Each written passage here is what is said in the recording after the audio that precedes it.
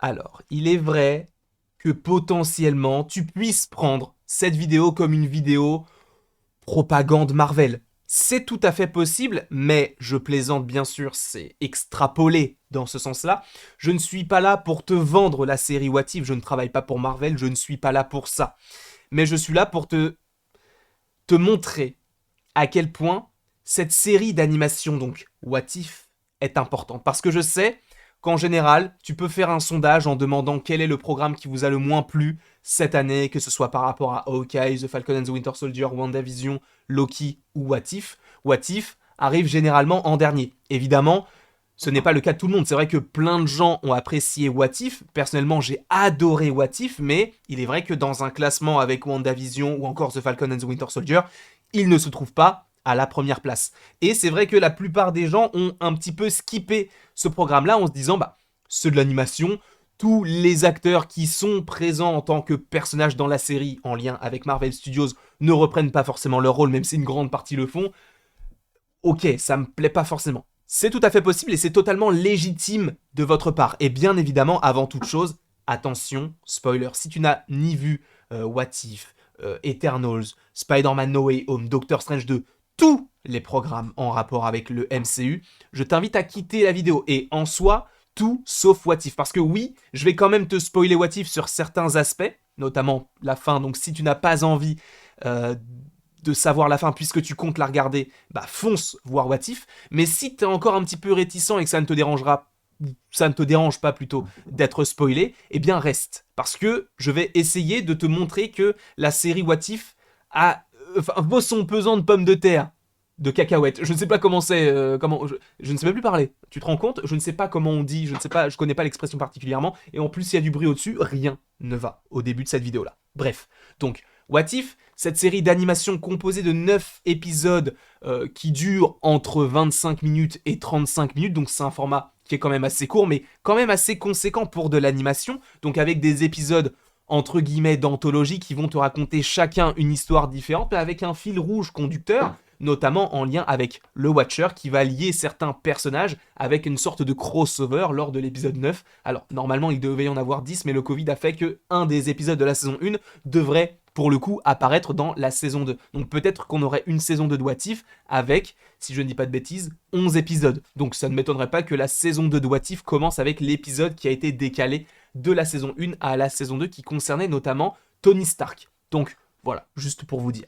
What If, pourquoi est-ce que je t'en parle maintenant? Parce que, et ça je t'ai prévenu, attention spoiler, vous avez sûrement vu Spider-Man No Way Home. Et pour le coup, dans ce film-là, il y a quand même pas mal de références à What If. Alors je ne dis pas que c'est le programme qu'il faut regarder avant No Way Home, mais c'est vrai que cela t'aide à comprendre certaines choses.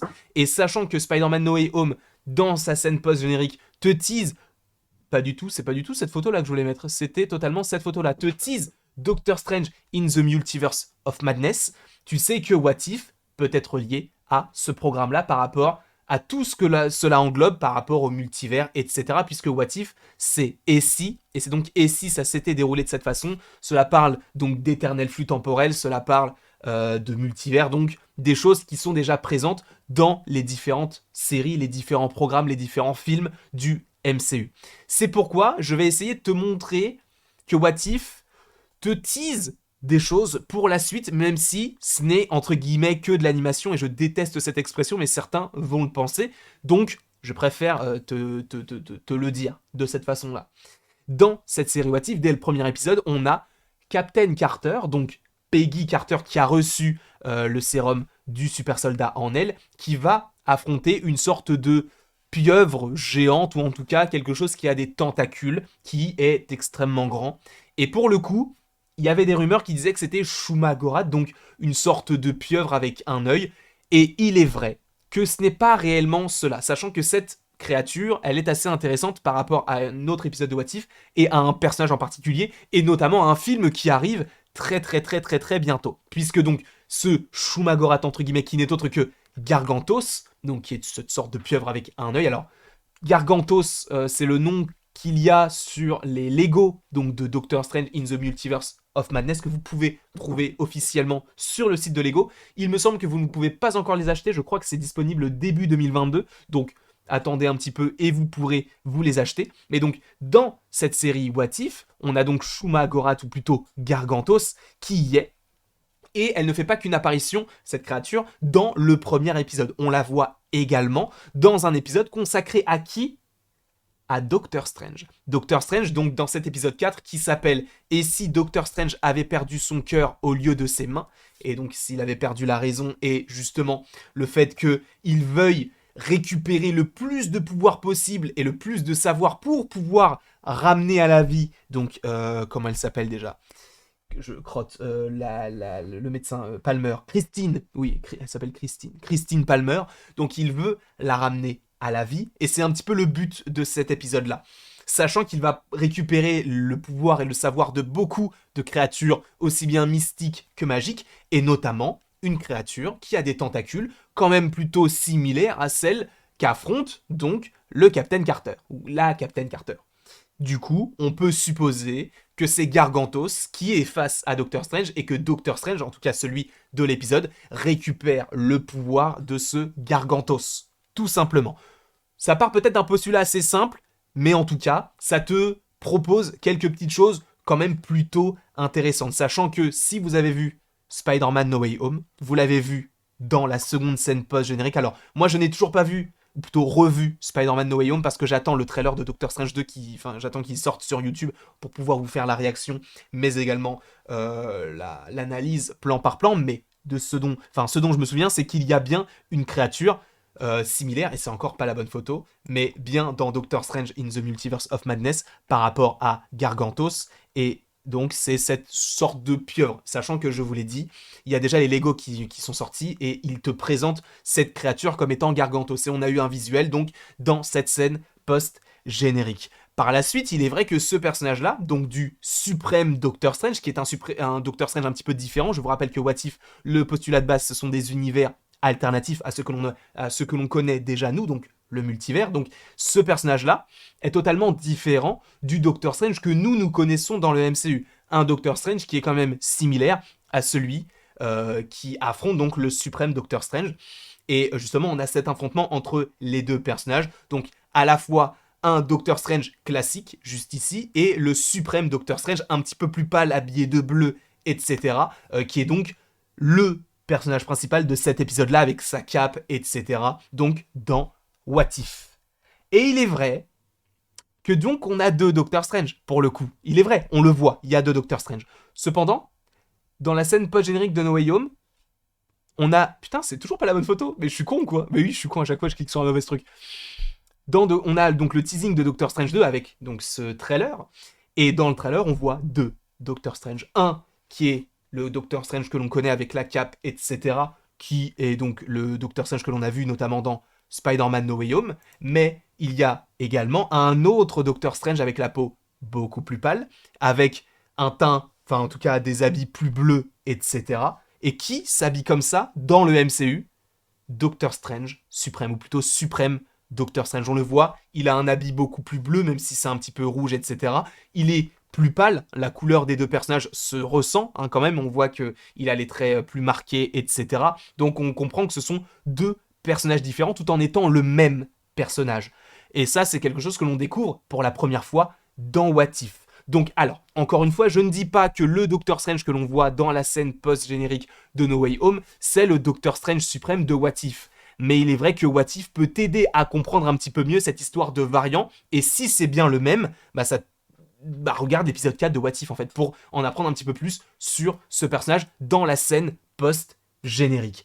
Par la suite, il y a un autre petit élément qui est plutôt connecté aux autres films, c'est que en fait dans le tout dernier épisode, et je te l'ai dit, attention, spoiler, dans ce dernier épisode, tu as, si je ne dis pas de bêtises, Ultron ou plutôt Vision, Ultron dans le corps de Vision, qui est reprogrammé entre guillemets par Arnim Zola de Captain America, The Winter Soldier, face à Killmonger dans l'armure d'Ultron avec les pierres de l'infini, donc tous les deux s'affrontent, donc c'est un combat de titans, et pour les arrêter, le Docteur Strange suprême va les mettre dans une petite boule, une toute petite dimension miroir pour les canaliser et veiller sur eux jusqu'à la fin de ses jours.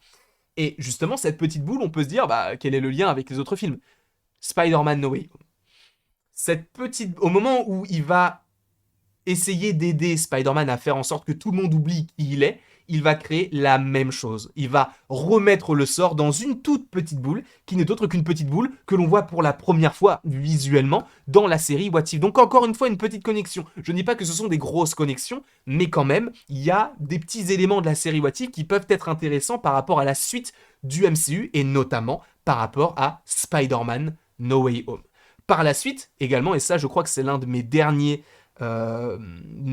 éléments en lien avec le fait que What If peut en apprendre beaucoup plus, et notamment par rapport à Doctor Strange et à Spider-Man, c'est qu'à un moment donné, Doctor Strange apprend les runes, entre guillemets, des runes que l'on a déjà vues dans WandaVision quand Wanda affronte Agatha Harkness, déjà, mais également, surtout, dans Spider-Man No Way Home, avec ces runes qui permettent de fermer ces fissures temporelles ou multidimensionnelles. Donc, on voit que tout est connecté. Tout, absolument tout. Donc, encore une fois, je pense qu'il ne faut pas... Enfin, c'est vrai que tous les épisodes ne sont pas forcément incroyables. Et d'ailleurs, si vous voulez vraiment savoir mes préférés, etc., toutes les semaines, en août et en septembre, il y a eu des vidéos en rapport avec What If. On est revenu un petit peu comme on a fait par rapport à Hawkeye. On a fait la même chose par rapport à WandaVision, The Falcon and the Winter Soldier, Loki, et je crois que c'était tout, et c'est quand même déjà pas mal. Mais on a fait toutes ces petites vidéos-là. Donc si vous voulez avoir mon avis sur les différents épisodes, n'hésitez pas à aller voir les vidéos qui sont déjà disponibles sur la chaîne. Mais honnêtement, What If, c'est un très très bon programme. Pour le coup, c'est pas le plus incroyable qui soit sorti en 2021, mais c'est un programme qui est très très très intéressant par rapport à sa construction et par rapport à tout ce que cela peut teaser, parce que, encore une fois, attention, spoiler, par rapport à des rumeurs qui seraient en lien avec Doctor Strange 2, et attendez, du coup, je vais pas faire la même erreur que tout à l'heure, je vais cliquer sur le bon truc.